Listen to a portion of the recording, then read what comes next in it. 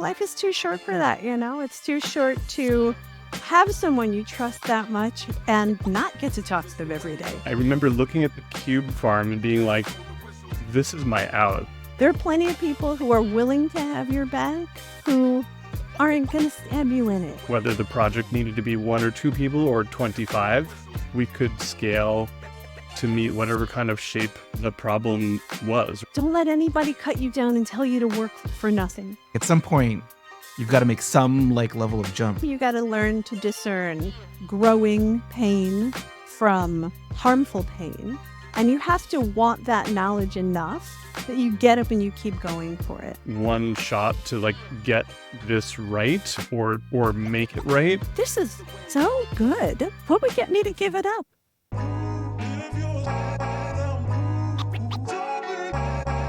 Hi, and welcome to Pixelated Path. I'm your host, Chris Abad, and today we have 2 exceptional guests joining us, Josh Silverman and Billie Mandel. Josh has spent 30 years connecting communities across entrepreneurship, education, and design. He's chair of the Master of Interaction Design program at California College of the Arts, and he's also the founder and CEO of People Work Partners. His impressive career includes roles like Twitter's first hire in design ops and a founding designer at IBM Garage. Billie Mandel, known for her radical inclusion and rock and roll spirit, has empowered creative and technical teams since 1994. As the CEO of Mandel Creative, or as she calls herself, the Chief Instigator, she coaches teams to communicate and collaborate courageously. Billie's also an adjunct professor at the Master of Interaction Design program at California College of the Arts and a former lead user experience design instructor at General Assembly. Her expertise lies in creative leadership, critique, and inclusion coaching, with a unique method called embodied critique.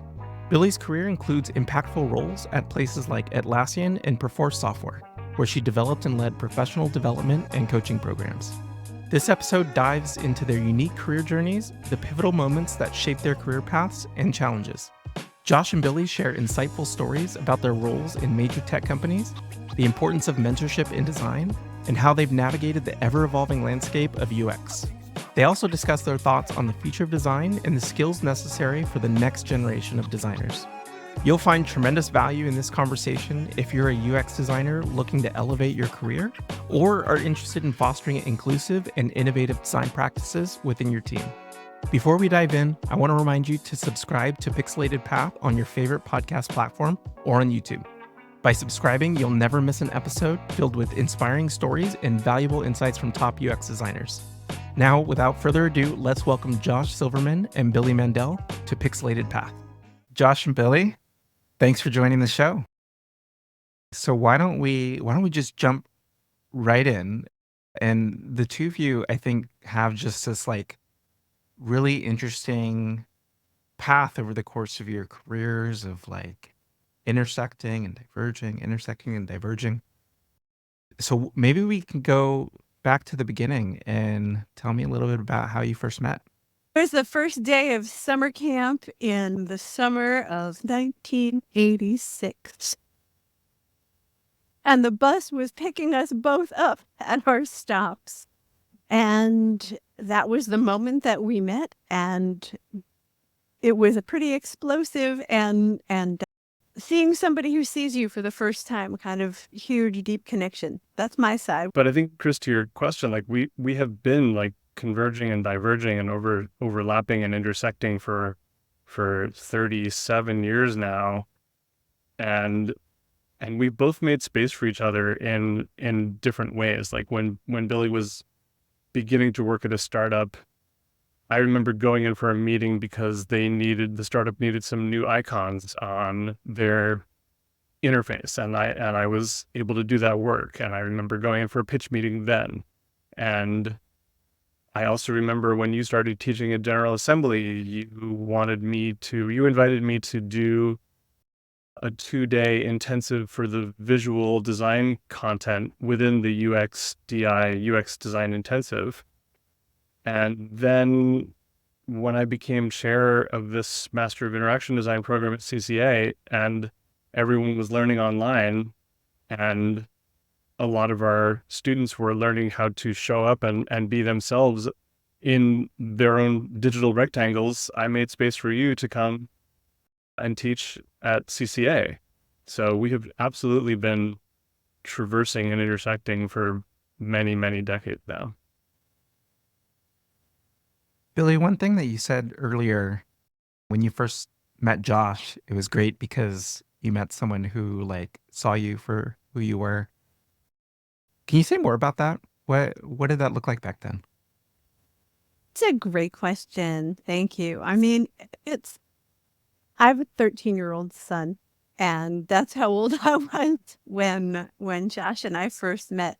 And it's funny to think about the resonance of belonging and not belonging and desire for belonging, and how similar that feels as an almost 52-year-old having just transplanted to a new town in a new world, starting a new business, and being a new human being and wanting to connect with folks who can understand all the funny little things that you love and welcome you for the things that you might have that are different, which certainly in the 80s wasn't common for teenagers. If there was something that somebody saw in you that was different in 1986, usually they'd be cutting you down for it. And Josh, from the moment that we met, was a yes and kind of person and was very willing to yes and me. I think also in New York where we grew up, it was different from California in that you were sort of expected to be one thing. If you were a goth, you didn't show up to the hip hop. Like there wasn't that much mixing. So to be somebody who loved art, who wanted to try things out, who also loved music, but many different genres of music, who didn't care if you thought I was a nerd because I like to read books. If you were just willing to say, come on, what do you listen to? What do you read? I'm interested in everything you've seen I haven't yet seen. I want it. Rather than everything you've seen that I haven't yet seen, I'm threatened by it. It was probably one of the first times in my life that I met somebody who was really that excited to lift me up and add to the quality of my life every day. And, almost 40 years later, we're still here doing that for each other. And that's why I asked Josh to go into business with me. I asked Josh to go into business with me because life is too short for that. It's too short to have someone you trust that much and not get to talk to them every day. You know what I mean? So thank you for that question. The fact that the two of you met through art camp sort of created that environment for like, there's obviously common interests around art and design, but the two of you have also like have been entrepreneurs over the course of your career. Was there anything back then that you feel like started that, or like commonalities you have, or is that just coincidence that you happen to connect with someone who not only had a shared interest in design, but also like went on to become an entrepreneur just like you? I started my first business in 97, and I hadn't moved to the Bay yet, but I know that when I visited Billie the summer of 94 after she graduated Stanford and was living on Dolores Street, and it was my first visit to the Bay, I recall feeling at home, and I think that may have had something to do with the long, multi-phase relocation that I've done multiple times. So I think that the entrepreneurial spirit that is part of the Bay, the community connectivity that is part of the Bay, and there's always room for one more kind of energy that accommodates difference and accommodates people who aren't here yet full time, but have an idea to get here at some point. I think all those things intersected later for me than they did for Billie. And I think that you knew, Billie, that I was fancying moving here. And I remember sleeping on many different couches of yours in different houses. But I think that you always knew that I wanted to be here. And it just took me longer to get here because my family was all over the East Coast and still are. I was living on the East Coast. I had a business on the East Coast. I owned a house on the East Coast. So it took a longer time for me to extrapolate myself from that, but you always held the possibility for me to be here full time. I love that. I love that. You know what occurs to me as I'm listening to you talk about this, and as I think about the question, Chris, I think there's some of it that had to do with us as creative people and people and multidisciplinary kinds of individuals, and just the upbringing we had. Somebody's got a play. Let's all go to so-and-so's play at your school. Let's all go to this art show at my school. Like, some of it was being creative people with creative parents who encouraged that. I think some of it had to do with the time when Josh started his firm in 1997. It was a funny year because I had just stopped out of graduate school, and I knew that I would regret. I was in a band at the time, and I had been in an artist collective at the time, and I knew that I would regret it if I continued in my graduate program. I was working on a PhD in political science at Berkeley, which you would think would be a very progressive place to work on a PhD in political science. It was quite reactionary. And so I had taken time off, and I was making an album. And I remember being jealous that Josh had started this amazing, amazing design firm. And he would come and visit and show me these stories like, oh, I redesigned the entire city of Providence. Oh, I redesigned the entire brand communication for this very exciting painter, down to the texture of the paper that his invoices are printed on.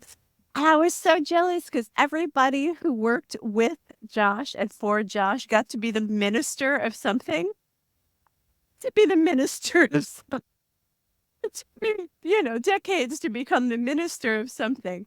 But I was about to be on my own entrepreneurial journey because I was here in the Bay already. And in the late 90s, there were suddenly a lot of jobs for people who were intelligent and just wanted to learn something, who were able to learn some weird new thing.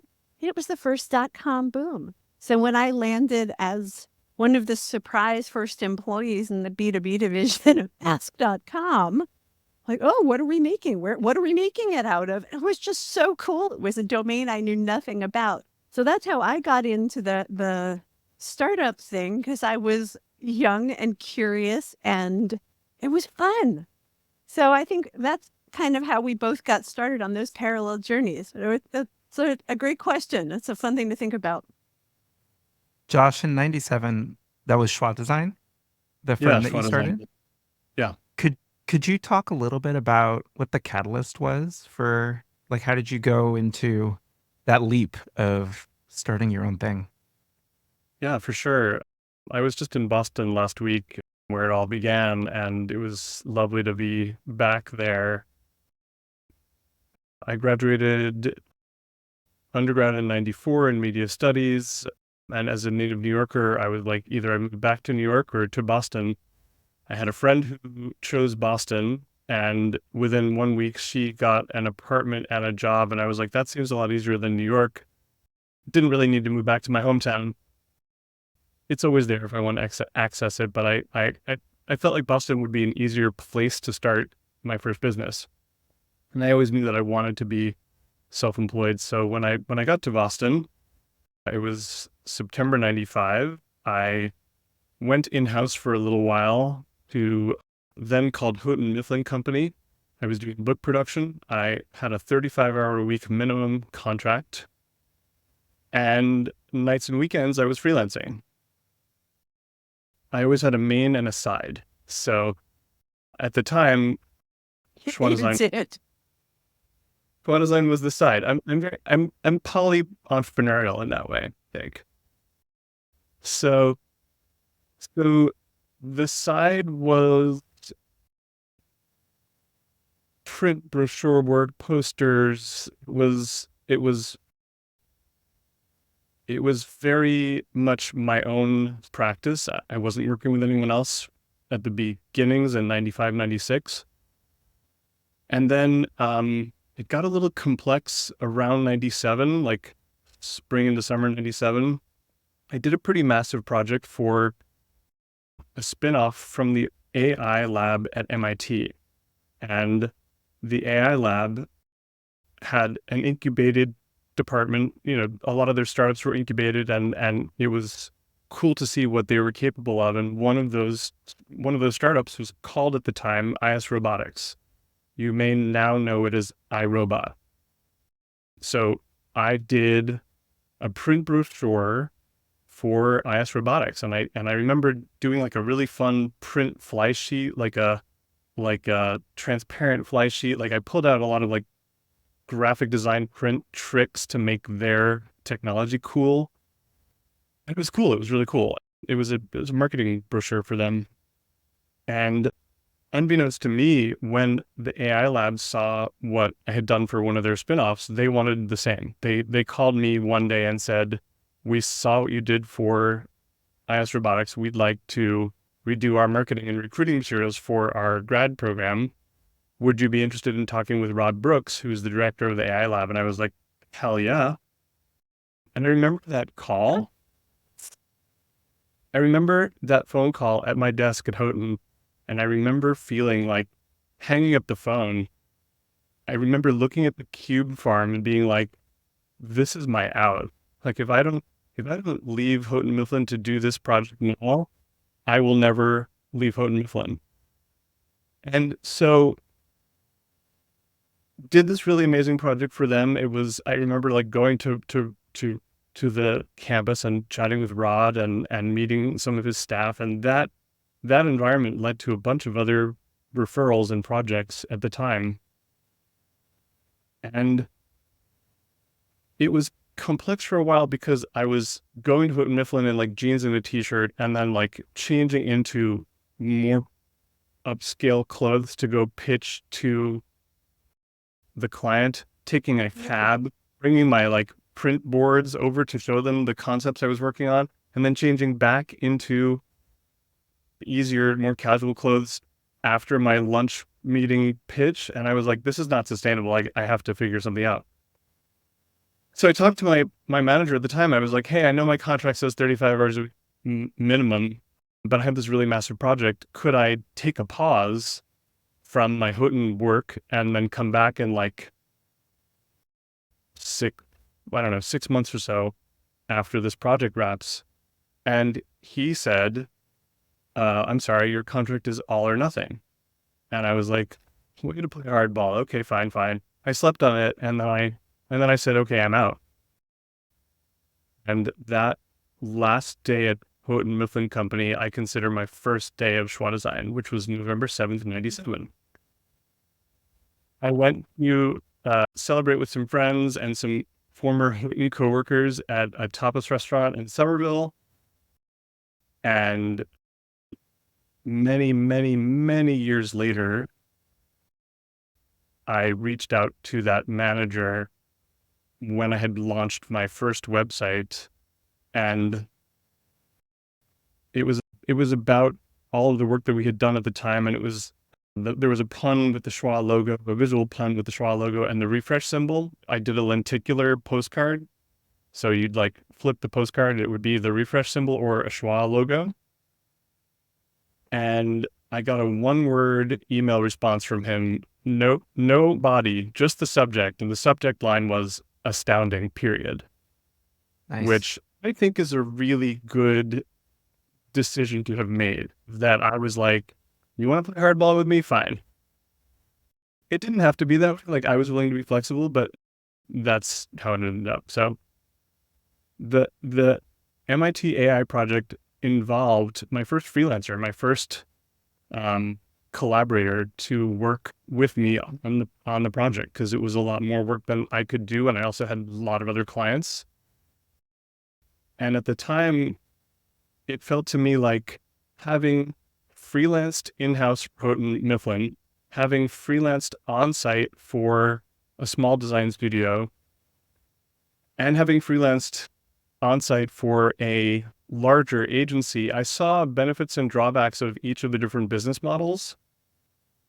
The small studio was called Visual Dialogue. I just had coffee with Fritz last week when we were both in Boston. Fritz Klecki, who was a mentor to me and still a friend. And what I saw with the small studio was that if you got really big projects, you couldn't really scale very quickly. And what I saw in the big studio model, the agency model, was that you had to find projects to feed payroll. You had to only take on projects that would feed as many designers and other collaborators as you had on payroll. And I thought in a Goldilocks kind of way, like the small studio is a little too small. The big studio is a little too big. Like what's the difference that feels just right? And for me, the flexible network model was the way that Schwadesign got started with that first freelancer on the AI lab project. Because what it does is empower people to bring what they're great at to the project, what they're great at to the particular client, the shape of the client need, or the skill that is required for that project. I've hired typographers just to do a custom typeface for a project. One of the clients many years later that we had was a startup, and they needed, back when software came in a box, they needed like a marketing drawer, a software DVD to, that the software was on, and a couple other marketing materials. And that was all that they needed. But when it was me and one other designer working on this client, we could do that work, just the two of us. But as the client grew and as the startup grew and their business needs changed, it became one of our biggest clients over 8 years because I was able to scale the project team along with what the business demands were. And that network model was new at the time. It required a lot of education and handholding for clients who thought that it was going to be a bait and switch kind of situation where I would sell them and then not do any of the work. But I did a lot of work in my own business for a long time. And now I'm grateful that a lot of agencies and businesses are modeled that way. But I think in 97, it was pretty new. So I've come to call it holocratic because that's what it is. And it also feels a little bit democratic in that, like, whether the project needed to be 1 or 2 people or 25, we could scale to meet whatever kind of shape the problem was, or whatever kind of personality or whatever kind of team the client needed. It's so interesting as you were talking about that transition from like in-house to on your own. I think there's a lot of people that, start their thing as a side. I like how you framed it, the main and the side, to have a dinner plate of work. And you try to have all these contingencies and plans and this like graceful transition, but at some point you can try to minimize it, but there's always like some sort of leap. And maybe some people are waiting for that moment where it doesn't feel like a leap, and then they just wait forever. Like at some point you've got to make some like level of jump, and that was really awesome how you described that. Billie, how about for you? What did your journey into entrepreneurship look like? Was that Synesthetics? Oh, yeah. Again, I think this is officially my 3rd round of running my own business. I ran it under Synesthetics for my first 2 go rounds, but I think those were both a little bit distinct in that, well, differently from Josh. I never jumped. I always took the opportunity when I got pushed. What was your first push? My first push. So this is kind of funny. So while Josh came to our current moment from the brand design, running his own agency, kind of marketing vision side of things, I came through the interaction design side and the data analysis side, the information architecture side, very much from B2B. So like I said before, I was one of the first employees when Ask.com decided they had to be in the corporate space Because we had essentially taught the internet to speak person. It was a big deal back in the late 90s. Like, suddenly you didn't have to go to a class to learn to search with Boolean operators. You could ask a question. And while Google was quietly putting more and more and more and more investment into backend and servers and processing power, we were making the internet speak person. So suddenly there were companies like Dell and Microsoft, and at a certain point, probably after the first 6 months, it was every single computer manufacturer except for Apple at the time. They all realized, wait, we spend a ton of money and energy every time somebody buys their computer, opens it up, starts to read the directions, and says, it says press any key to continue. Which one's the any? So literally, each one of these big companies had a great big fat database of what are the problems that people call for, and the most common ones are listenable.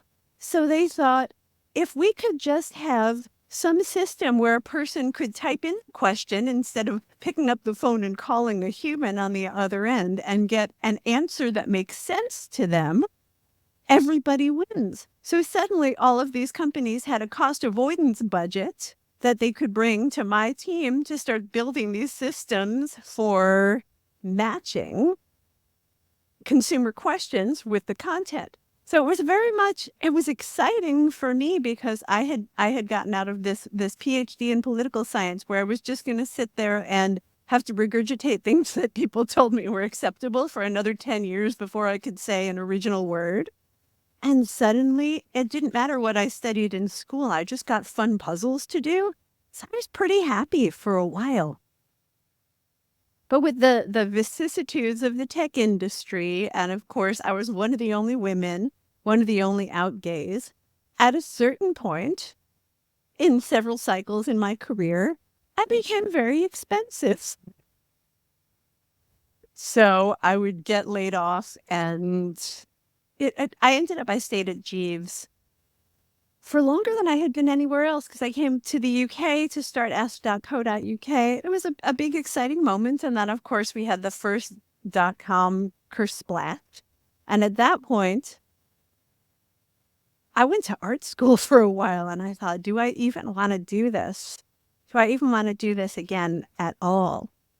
When I came back into it, I came back from a mission-driven side, from a hands-on making stuff side of things. So I really came to love that craft of making things and of getting in there with engineers and making decisions based on understanding the interpolation between the end users and the business and what they needed. I was pretty happy to do that in-house on teams that somebody else was funding and to get to work with some truly amazing, delightful engineers and business people. Like, back in the day when the triad wasn't something people argued for, you just did it because it was awesome. Like, okay, I'm going to know everything there is to know about the person who needs to use this and what they care about. And I'm going to trust that you know everything there is to know about who's willing to pay for this and what else they might buy that could possibly be better. And I'm going to trust that you over there know how much the current technology can hold or whether we should be trying something new and experimental. It was so good. There was no incentive for me to go out there and try and do anything else because I was just getting to solve such exciting problems. I will say this. That was my first layoff. There have been 3 more, and each one of those resulted in a business. Because after all of those years of making stuff with people, I learned a few things. So the first round of Synesthetics, I was 8.5 months pregnant, and I got laid off. That shouldn't be legal. That was it was terrible. It was terrible. But it was a European company. They knew that I wasn't going to sign away my severance to argue with them about it because I was literally enormously out to here pregnant. But it ended up being so cool because I could freelance as a principal level UX designer and researcher. I picked up a couple of great clients. There were a few awesome folks. Tangible UX are still in business. It was back when Aaron Malone was running it along with James Young. And I was thrilled for them to be making the contracts and finding the project and finding me one to do with this amazing product manager at Intuit who had gotten this exciting crew of engineers to build something experimental. Yes, yes, yes, yes, yes. So I did that for a long time. That was my first business. I would maybe pick up a little bit of research here. It was mostly research, interaction design, a little bit of content strategy. And it was very, very exciting. The only reason I gave it up at that point, and this will become relevant to the way we coach our clients now, it was the first time I thought, this is so good. What would get me to give it up? Instead of getting up every day after 11 weeks postpartum and going into an office, I was, I could have my baby here and I'm solving my problems. I would go into a client once a week. It was fantastic. But at the time I thought, is there anything that could possibly be better than this? And it was, if there is a full-time job that is in my wheelhouse that I can't resist, that is within 5 miles of home, I will apply. And I happened to live a few miles from Perforce Software, which was exactly one of those exciting enterprise level fun. They hadn't had design before because it was all engineers building for engineers, but suddenly they had more and more big clients that were using their products to do things like make Pixar movies. So they wanted to bring a UX practice and a product management practice into this very engineering heavy organization. So I think the first 2 rounds were like that there was something that was enticing enough to get me to go back in-house and lead a team. I love managing people too, so that was always a fun sell for me when I would first go out on my own. This time, when I started to get lonely, instead of getting a day job, I got a business partner. Because my trade-offs are different. But the first couple of times, the first time was all freelance like that. The second time, after another round of layoffs and what am I willing to do, it was a little bit more of a coaching blend. I was still taking principal level research projects and some top level interaction design. I had started to do a little bit of sales engineering at that point too, which was fun. Like I got involved with a small studio that needed some people leadership that also needed somebody to communicate to the clients what a good design org could add to whatever they were hiring the dev team for. So second round, a little bit more coachy, a little bit more leadership-y, a little bit more sales engineering-y. And that's also when I started teaching at GA. So by the time I went through another round of this and emerged from my chrysalis, I emerged primarily not doing hands-on UX work anymore, but it did take 30 years. We've recently rejoined and come together to work together again. What was the first time after camp that you had a chance to come together and work on the same thing? The first time we worked together professionally, the first time we had the chance was probably when I was head of design at Perforce. And we had just planned an entire new product line and made the decision to do an entire rebranding and re-release of iconography for the new product line. We were finally going to come out of the depths of only being a back-end company and provide some front-end software. And it was the first time in my design career that I had owned brand design as well as product design. Although the brand of the company was still somebody else's, so navigating that line, like I wasn't allowed to touch the company logo because the CEO and the head of marketing were still attached to it, but somehow I had to find somebody who was willing to create an entire suite of product icons, both for marketing and for visual language within all the product, that would somehow not upset the apple cart of touching the company logo. Who is the person who can do this? And obviously, Josh was the person who could understand all the weird nuances of the territory of the people involved and the various levels of willingness to try bold things. It was a wild adventure, but we had a good time. It was more a political project than a UI project, I think. You were good at one and I was good Oh, at the yeah. other. So it worked out. That was a big step for that company. It really was. At the time, it had just been privately held, so they had been pretty small for a long time, and it was a lot of fresh ideas being infused at once. So I understand why it was challenging at the time, and yeah, got some juicy stories out of it. But that was the first time for sure. It was a good lesson. It was a good collab. I remember showing whole slide deck of like icons we had designed. And whoever the decision maker was on that project was not paying attention to the deck, because I remember him saying at the end of the presentation, "Yes, but have you done any icon work?" And I was like, "Yes." Do you want me to start over? Just, it was plenty. It's interesting. I mean, how many large design projects exist out there that are not at least some part political project, culture change? And listening, shepherding, buy-in. Oh, you weren't in the meeting and you didn't watch the recording. Let me bring you up to speed. Like this topic, Chris, is what's going to be, I think, a topic for the next many years, especially as designers grapple with the relevance and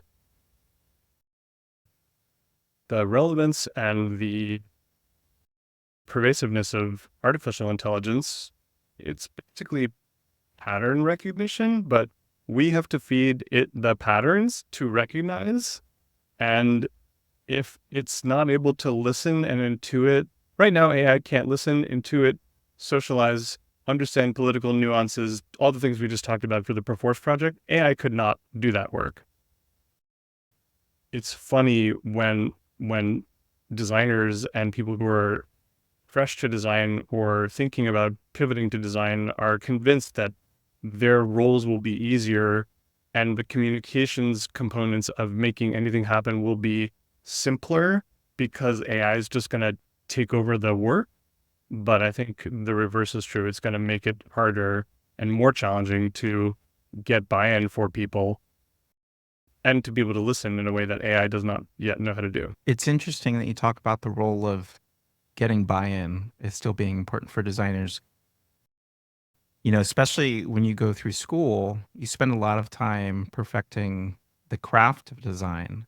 But, you know, like we mentioned earlier, like every design project has some level of like change management and culture shifting and influence and change. And I don't know, like how much of that do you actually learn before you get to the job, or like how, because, you know, you have people that you coach and mentor, like, and you've taught like people who are still in school, like what's the awareness level that that's actually a huge part of the job? By the time they get out of our classes, pretty high. Well, It's so funny though, Chris, that the most valuable skills that I have been able to solidify and codify and package up for my coachees, for my graduate students, for the people who came through my classrooms at General Assembly for the 5, 6, 7 years that I was doing that. Shocking that in a lot of ways, the most valuable lessons that I brought to them were from my graduate studies in how humans interact with systems and what's the difference between what you say you believe in and what you actually do, and how to bring those closer together, and how you can tell when the decision-making rules are clear and when people are guessing and everyone's guessing wrong, and you're like doing this weird tango of like, am I one of those birds who's got to like flash her tail feathers to get noticed here? It's so much easier if you just agree on how decisions are going to be made. Then people don't have to be anxious about convincing each other, and then they can focus on the merits of the work. But so few companies are clear on what those rules are, and the behaviors that tend to be promoted in leaders are often not the ones that we would want in order to enable individual creative people to be able to contribute. So it's often quite provocative, I think, for adult learners, whether they're in graduate school or in a boot camp or in an individual or group coaching program. It's often quite provocative for them to realize politics isn't some inscrutable, exciting interpersonal chess game. It's just, what are the rules? How clear are the rules? What's my role? What have I agreed to deliver? What are the criteria against which what I deliver are going to be evaluated by others? And how effectively can I bring myself into the mix with other people and get everybody to focus their energy on something productive rather than on guessing how to impress each other? Or Our the graduates are doing really well, but oh my gosh, I worry about the ones who didn't get that in school. I really do. so much work to build on what you're saying, Billy. So much of work is performative, is the parading of the others, and it's such a waste of time and resources. I was surprised by how many businesses that either I have consulted with or have been in-house at are cleaning up someone else's mess that probably doesn't work there anymore, unlearning something before building something right another way, like a 2.0, or just navigating the political shell game of like getting to a yes or getting to some kind of alignment. And if you don't have all the things that Billy just mentioned, then you're basically wasting time and resources. And I don't think there's a lot of time or resources to waste anymore. I mean, there really never has been, but now it feels like there's fewer and fewer resources and a lot less time to waste. I've worked with a lot of startups, and I have thought about building things right the first time and what it would take to build something sustainable and scalable for your product or service that has the ethos of what Billy's talking about, where you have clear roles and clear decision-making processes and clear lines of communication and collaboration. That sounds ideal, and it doesn't have to be inaccessible. It can be accessible if you probably start with like EPD, like engineering, product, and design at the beginning, not just like a more over-indexed engineering company or a more over-indexed product company. If you have that equity at the beginning, then chances are you'll have earlier success. Going back to what you said before about, talking to designers who are kind of new into the field and kind of understanding what the opportunity is and maybe what skills are important with AI. And then we talked about actually there's this whole other set of really important skills that is kind of outside the realm of AI that doesn't even necessarily have to do with the craft of design, with like, alignment and how decisions are happening and things like that. These designers that are coming out of school with that early training, where like, is it that they just sort of need to understand how to navigate and survive and maybe thrive in that system, or do they play a role in creating a different type of system? Like, do you think they actually have that role, or like at what point does that become their responsibility? I think it's an opportunity, not a responsibility. And I absolutely think that even somebody fresh out of university or fresh out of a boot camp can contribute effectively. And it's going to depend on the organization. Oh, and certainly, unfortunately, it does end up depending a little bit on the individual amount of ego and hubris of the division leaders in the companies, which can vary depending on the size of the company. But absolutely, I train all of my juniors. Your fresh perspective and your willingness to contribute it and your willingness to ask the right questions and not be afraid of feeling stupid, and you're willing to ask for role clarity and decision-making clarity and not accept just do what the boss says, you absolutely have a role in contributing to what's the environment on my team. Am I going to be afraid of making a mistake, or am I going to let everybody know, here's my best perspective, Here's what it looks like from where I'm sitting. What am I missing? What do you have to offer?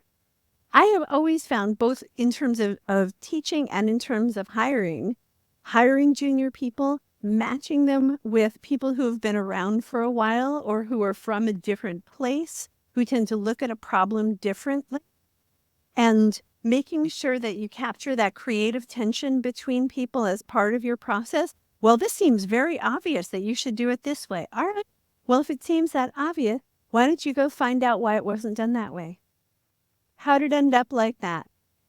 What does it cost us to leave it like that versus what would it cost us to change it? If you're asking the right questions about value and you are adding value from your own perspective in addition to asking people to help you learn, you are absolutely contributing. And frankly, I would never have a team that was only senior to principal or whatever they're calling it, senior staff. Now they changed all of what the industry calls the titles. I would never have a team without junior people. You are missing so much if you are not getting fresh perspectives on what you take for granted that they don't. Never, ever, ever. You got to have those fresh perspectives. And those folks get to value their own perspectives. One of the hardest things with people who are entering the field, don't let anybody cut you down and tell you to work for nothing. Don't let anybody cut you down and tell you that you need to do demeaning work for nothing. Because guess what? It's only by accepting that that work is less valuable and participating in getting paid less for it that this whole system keeps going down that direction. Value your own work and make sure that you are contributing as well as learning. And you absolutely will be participating effectively in the positive trajectory of the business and the collaborative output of your team. And frankly, if there's a company that doesn't reward that, I'm not that optimistic about the quality of what that company is going to produce. Obviously, people do have to hold their noses at times and accept a job that isn't ideal for them. But those trade-offs change for people over time. So that's my hot take. The hierarchy question is an interesting one, or the different roles being included is an interesting one, because it also reminds me of diversity of teams and not having, like you said, all senior or like senior and plus. But I also love having strategy design and production, or strategy design and development at a kickoff meeting, because if the people who are going to develop the thing aren't in the room to frame it, then you could have an amazing idea that just can't be built. So bringing in diverse perspectives, whether it's like across the flow of a project end to end, start to finish, or a diverse set of perspectives up and down the hierarchy. If you have a hierarchy and if you believe in that, then you'll have the perspectives you need. You know, some of what you're talking about, Billy, especially what you were mentioning is necessary. I think it's easy to underestimate how difficult that can be for someone who's like fresh out of school, because you're stuck with so much imposter syndrome in the beginning, and the things that you're talking about actually require quite a bit of like courage and appetite for risk, and especially today with the environment of, you know, the industry and you know, layoffs and things like that. Like, that could be a really scary thing for someone, you know, when you have decades of experience and you've been through the ups and downs and you have a little bit more resilience, but in the beginning that's difficult. But you know, what you're saying is it's sort of necessary to do your job well and to have great outcomes. How do you talk someone through that? Like this tension of like, you have to speak up and you have to sort of be bold and courageous, but it's a really scary thing to do, and you sort of feel vulnerable when you do it. Some of it, Chris, to be honest, is like going to the gym, right? You go to the gym. If your goal, for example, is to get strong, you have a particular weight that you're able to lift now, a particular number of reps you can do before your muscles start to shake, and the awareness that like, oh, that kind of tension might be a good tension, but that probably is causing me pain. the most important thing, and I mean, all of these trade-offs are different, right? What I find at this point in my life, in my career, in my health journey, et cetera, what I find acceptable and what the person next to me might or might not find acceptable are going to be very different. So at the gym, you got to learn to discern growing pain from harmful pain. And you have to want that knowledge enough that you get up and you keep going for it. So the motivation to take those risks and to be vulnerable, even though it's painful, is find places where you want to try it out, keep going, but know where that line becomes too much pain, and find somebody who can help sanity check you. I think one of the things, particularly for people who are employed in a big organization where most big companies have pockets of myopia when it comes to behaviors they tend to accept that might not actually be that acceptable. So find somebody who can sanity check you. That's why, hire a coach, go to an alumni club, get on a specialty Slack for people who are in your part of the industry. Get a perspective. You have to get a perspective that doesn't have either a carrot or a stick attached to it with respect to your salary. So, have a good relationship with your boss, but your boss shouldn't be the only person with whom you have that relationship, because there's a power dynamic there. Maybe you find somebody who's a little bit senior in the organization who you connect with on a personal level who's not part of your reporting chain. Whatever it is, you've got to find somebody who can sanity check. Hey, my boss asked me to do this. Is that okay? Or, hey, I was in this meeting with engineering and a real serious concern about what was going on there, but they just steamrolled me. Should I be accepting it? I'm inclined to try this out. Is that an okay thing? So, thing one is you've got to want the pain enough to, or you've got to want the outcome enough to be willing to show up and incur the pain. You've also got to be able to discern growth pain from harmful pain. And you've got to pay attention to power dynamics. I think that's really the deal. I think I also have had some success creating structures for both students and coachees to be able to see where are their own lines and how have they changed or might they change. So I have a friend who's in her 20s. She's working on her PhD, and she was over for dinner not too long ago. And she was kvetching about something that her boss had said. It's in a science lab at a university, a totally different kind of organization from where I've been. But her boss was kind of explaining at her something that she has known how to do for a long time. And I said to her, oh, that guy sounds like a jerk. You have to put up with that if you don't want. And she goes, oh, I know. But I'm 22. I need the experience. I am totally willing. That can't hurt me.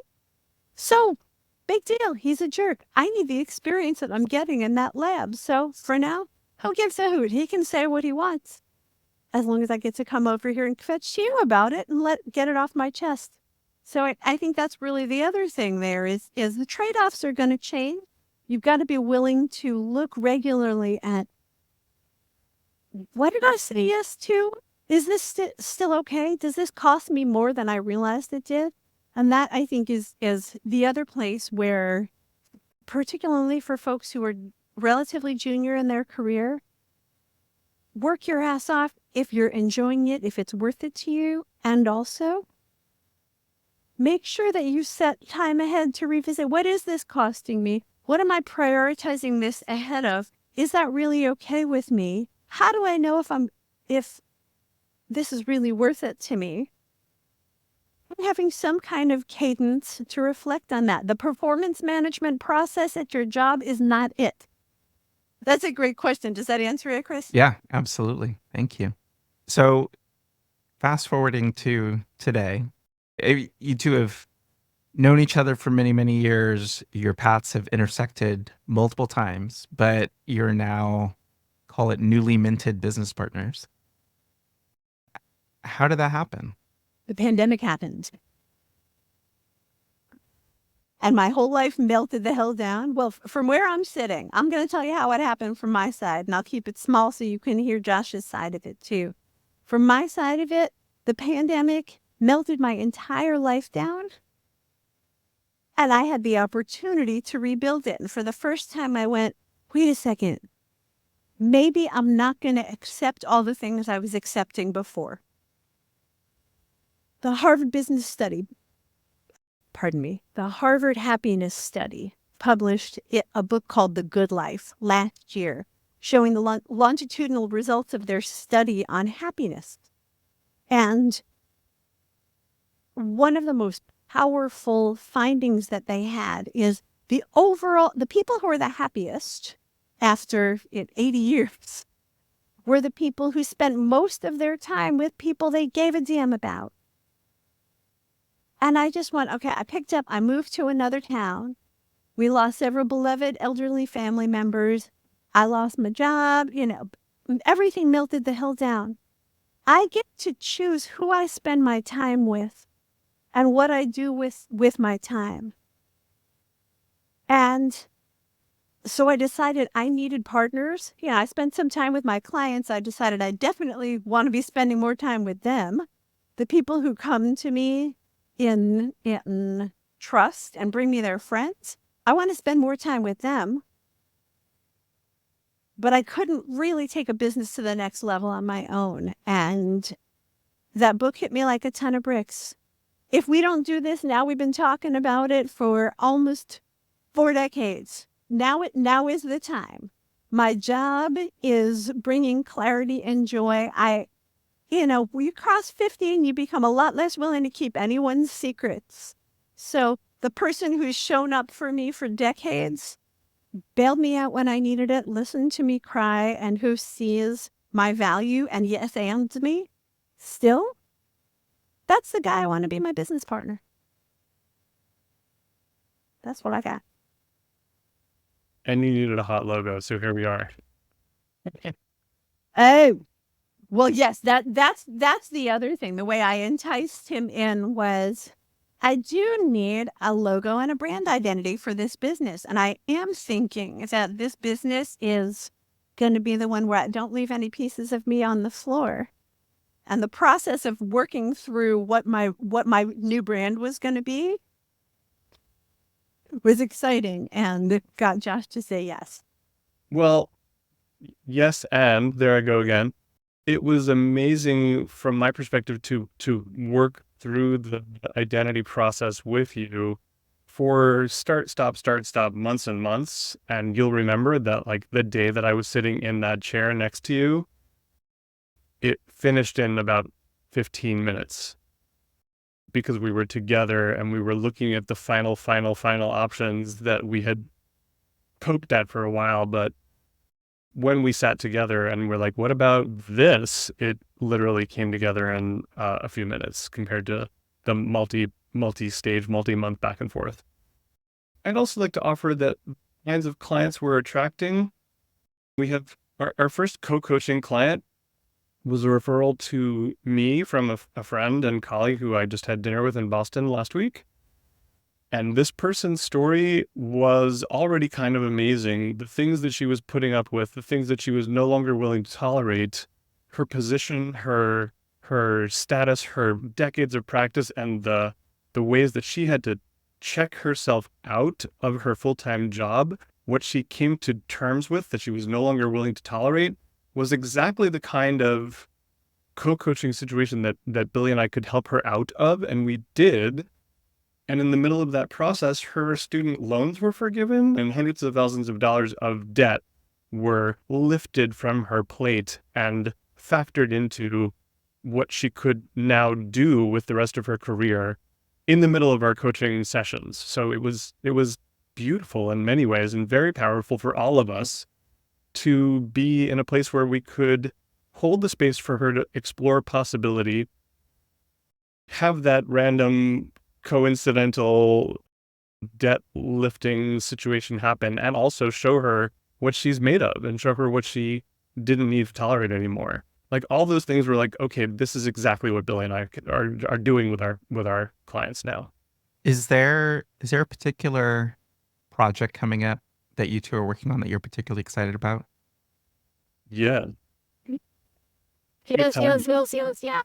Really good. Chris, I'm so excited to tell you we are launching our first group coaching club, our first container, our first thing that's available to the general public. It used to be that the amount of time and energy that each of us could possibly meet with individuals was kind of the cap on what we could offer. But we have come together. We have a fantastic chief of staff, Charlotte Whitmore, who used to work on my team at Atlassian, who's helping us bring this whole thing together. And it's going to be a community and a club, as well as a coaching and learning container. It's a self-leadership club. And the reason it's a self-leadership club is that when we look together at what was the real value that we were bringing to the individuals who were coming to us for coaching, how does that overlap with the value that we bring to the students that come through our classroom, was so clear. Being able to trust your own decisions, increase confidence in your own ability to discern what should I accept, what should I not accept, what am I willing to go out there and ask for. All of the people who have come through our individual and co-coaching practice have learned what to say no to so that their yes becomes that much more impactful.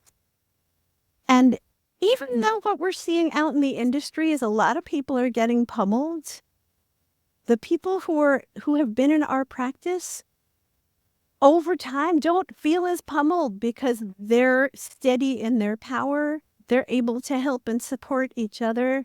The other thing that the peeps who are in our club get access to is not only a structured teaching session, access to the ability to get coaching with either one of us, that sanity check thing, that the one-on-one peeps text us at weird hours going, my boss put this weird meeting on the calendar. Is this okay? Should I be worried about this? Can I send this message out? Will you take a look at it?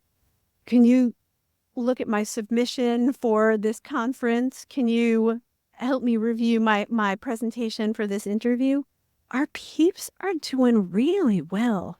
Even the ones who have been kicked while they're down, they are rising.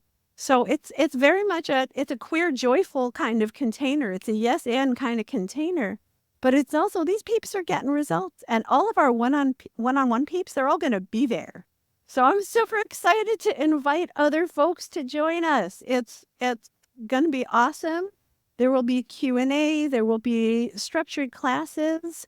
There will be probably some practice groups for folks who are interviewing, folks who are negotiating for a promotion, folks who have a new talk they're working on. Like, our peeps are doing some cool stuff, and now we'll get to sort of put you together and help you gas each other up and build each other's skills. So I am stoked about it.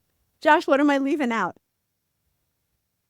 I think the fact that everyone now has access to each other, or will, I think you touched upon this briefly, but I think you and I have gone really far. We've taken our students and our coachees really far in the one-on-one and small group spaces. But I think the fact that we're going to now hold this container for everyone else to connect to each other is going to be, we'll have to see how exciting it is, but I think it's going to be more than we have thought about, because a lot of those people have not met each other. And I just love it when like cross-pollination happens like that. That kind of intersecting is thrilling for me. Chris, I've been doing these pop-up coffee conversations for people who live in cities that I may or may not have lived in. And it's fun to introduce people to each other that share some commonality. Also, I think coming out of the pandemic, I've absolutely missed meeting people in person and getting to know people in person and seeing how do people in person. It's kind of a research project for me about like, can I read you? Can I see what's up? Can I understand intuitively what's happening for you or with you? in those conversations, I've had 7 or 8 of them in different cities the last couple of months, but I always love it when people are connecting with each other and kibitzing about or sharing anecdotes about things that they know in common. And I think that same thing's going to happen in our leadership groups, where we're going to bring those people together in async and synchronous space where they can gas each other up in ways that we can't even predict. So I'm excited about that. What are some of those commonalities that, like, for someone who maybe is interested in joining one of those clubs, what are the commonalities they would find with other people? Are these all designers that work in tech? Are these all creatives? Are they entrepreneurs? Are they I'm sure it's like all of these things, but like, who is this best for? It's a great question. I will start by saying the quality of the people. Gosh, the people who come to us, they're the best. Thoughtful, deep people, folks generally who tend to come from historically underrepresented groups, but also folks who care about people from historically underrepresented groups. Like, we've got good dads who come to us who are like, I don't want my daughter's life to stink. I don't want my son to have to get a job in a company that treats him the way I was treated. So there's definitely a progressive, change the world kind of perspective, that a hopeful perspective that people tend to come to us with. Certainly there's a significant subset of the people who come to me in particular, folks and women and gender non-binary folks with PhDs who are sick of pretending they don't have. I think in general, people who are tired of leaving pieces of themselves on the floor, who are ready to come to their career and their life with, I like to say, you got one stomach for dinner and dessert. You got to leave room for the good stuff, but you got to get enough nutrients, right? I did myself so much damage, Chris, over the years, pretending I had 2 stomachs. Like, I'd go hard and go hard and go hard at work, and then realize I hadn't seen my friends in 6 months, and actually my body felt terrible. So the commitment that I've made to myself, to my friends, and to my family, I've also made to my clients. They seem to want to know more about it. How do you have a life that is ambitious, a life that is growth-oriented, a life that is creative in some way? And I think technical people are definitely creative as well. I like to say that we're for creative and technical professionals. But if you're a finance director and you think about what music do I put on and what kind of flowers do I put on the table when I invite my best friend to dinner, you're a creative person who will benefit from taking back some of the power and space from what goes on in your head rent-free and applying that to making more confident decisions about what you will and won't do. Was that clear enough? Yes. Very cool. Thank you. I sent out an invite to someone who I recently reconnected with, and he does not, he's a queer Asian guy, does not identify as creative or technical, but he's in marketing. So definitely creative. What I heard from him was that he had enough, that he had spent too much of his job checking out, clocking out before he even clocked in, like checking himself out before he clocked in is probably a better way to say it. But he didn't want to do that anymore. And I think the vector of the pandemic and the vectors of the design hiring space being a little soft right now, I think what we're about to see is people not tolerating what they used to tolerate, or people who are still tolerating what they don't want to, what they no longer want to tolerate, now figuring out for themselves, I have one life, I have one stomach, I have one shot to like get this right or make it right. And that might be the kind of ideal customer for this self-leadership club. where they have been putting up with so much for too long. For even if they're putting up with just a little bit, it's too much. And I think that they can probably figure out pretty quickly what they will no longer tolerate through this space that we're holding for them and others. It doesn't matter where you work or how you identify, but I think because companies have let a lot of us down, we have to figure out what we will no longer tolerate and where our healthy boundaries are. So I think that applies to a lot of people. I hope that was Yeah, it's clear. very much what will I no longer, what am I going to say no to? What am I saying yes to? And who are the people who are saying yes to the same things I am? The truth is, Chris, the way you described the industry right now, I think a lot of folks are feeling that, but I don't want to talk about it in that way.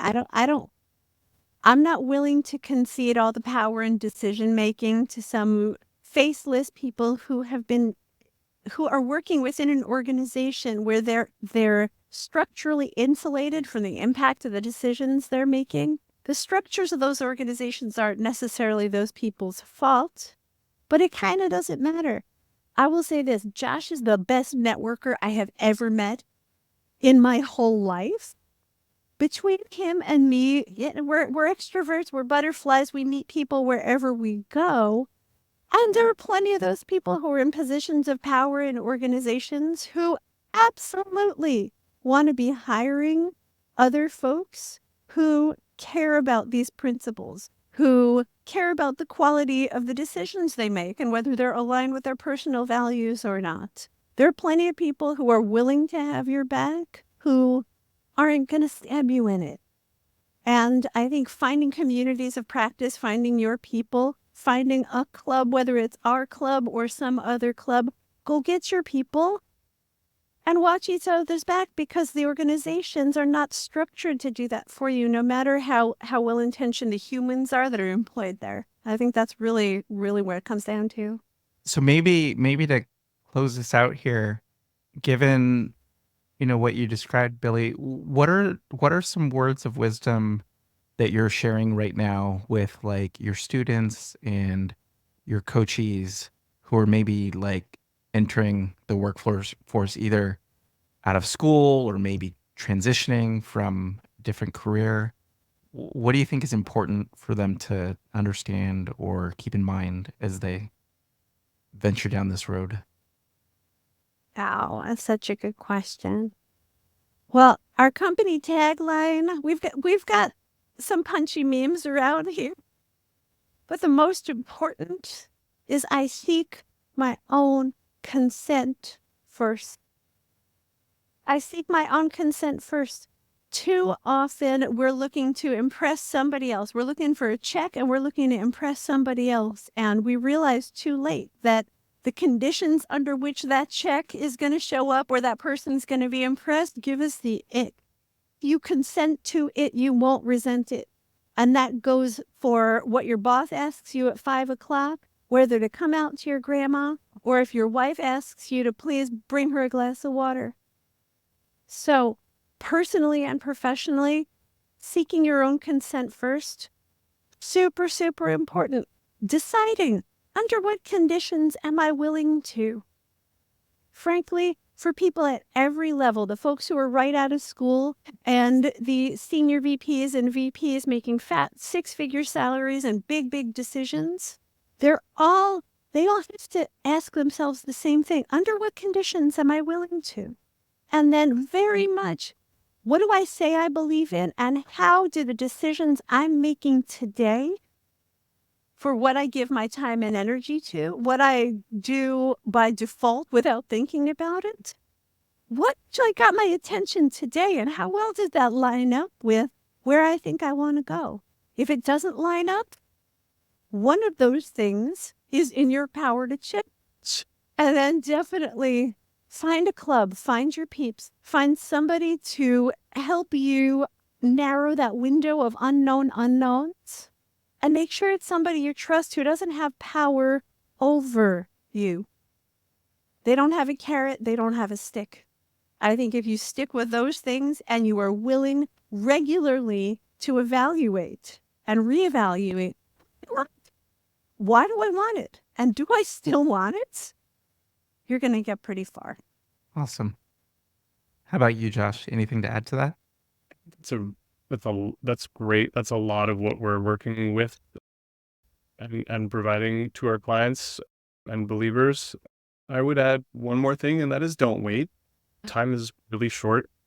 And if you go a couple of months at a new job and you're not feeling it, you don't have to wait until your RSUs vest to tolerate all that bullshit just to get the money. If you're a couple of years into a role and there's new leadership and it's not clicking for you, or you're feeling less valued, don't wait to make a choice. Don't wait to make a decision. Don't wait to buy the new sneakers. Don't wait to wear that funky shirt. Like, a friend of ours and a colleague recently passed away, and it was really sudden and shocking. And we had a remembrance ceremony for her last Friday, and about 100 people showed up to this remembrance ceremony. It was organized pretty quickly. There wasn't a lot of planning involved, and it was a really, really beautiful gathering of people who shared stories and felt her support, felt her nurturing, felt her teaching, kept applying her lessons. And it was a really, really, really good reminder to not wait to do things, because you never know when your time is coming. So don't wait, because there isn't a lot of time to waste. Yeah. Wow. Oh, great. That's real. Well, thank you, Josh and Billie, so much for this conversation. This was super fun. Lots of amazing topics. I appreciate you coming on the show. I'll talk to you soon.